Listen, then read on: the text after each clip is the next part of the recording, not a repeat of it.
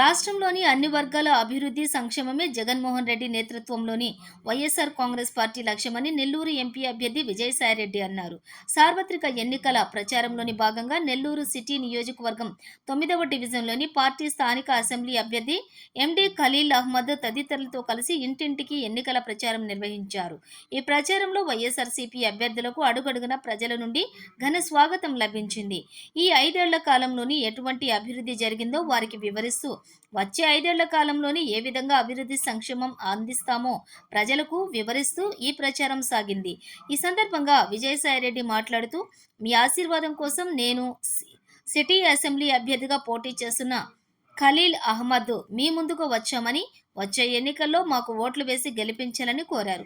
నెల్లూరు అభివృద్ధి కోసం ఇచ్చినటువంటి హామీలను వచ్చే 5 ఏళ్ల కాలంలో అమలు చేసి తీరుతామని స్పష్టం చేశారు. 9వ వార్డు కార్పొరేటర్ రాజశేఖర్ వైఎస్ఆర్సీపీ నుండి గెలిచి టీడీపీకి వెళ్లిపోయి మన పార్టీకి వెన్నుపోటు పొడిచాడని మండిపడ్డారు. మొదటి నుంచి వైఎస్ఆర్ కాంగ్రెస్ పార్టీకి అండగా నిలిచిన ఈ వార్డులోని కార్యకర్తలకు పేరు పేరున ధన్యవాదాలు తెలిపారు. వెన్నుపోటు రాజకీయాలను ప్రోత్సహించే చంద్రబాబు జీవితం అంతా వెన్నుపోటు రాజకీయాలతో నిండిపోయిందన్నారు. నేను నెల్లూరు జిల్లాలో పుట్టి పెరిగి ఇక్కడ చదువుకుని ఇప్పుడు మీకు సేవ చేయాలని ఎంపీగా పోటీ చేస్తున్నానని తెలిపారు. రాష్ట్రంలోని మిగిలిన జిల్లాల కన్నా నెల్లూరులో మెరుగైన జిల్లాగా మారుస్తానని ఆయన అన్నారు. ఆయన ఈ హామీ ఇచ్చారు. నాకు ఖలీల్కు ఒక్క అవకాశం ఇవ్వండి, నెల్లూరును అభివృద్ధిలో ముందుకు తీసుకువెళ్తామని భరోసా ఇచ్చారు. విద్యుత్ వైర్ల సమస్య పరిష్కారం కూడా పరిష్కరించి భూగర్భ విద్యుత్ లైన్ల ఏర్పాటుకు కృషి చేస్తానని అన్నారు. నెల్లూరు వ్యాప్తంగా డ్రైనేజీ వ్యవస్థను కూడా మెరుగుపరుస్తామన్నారు.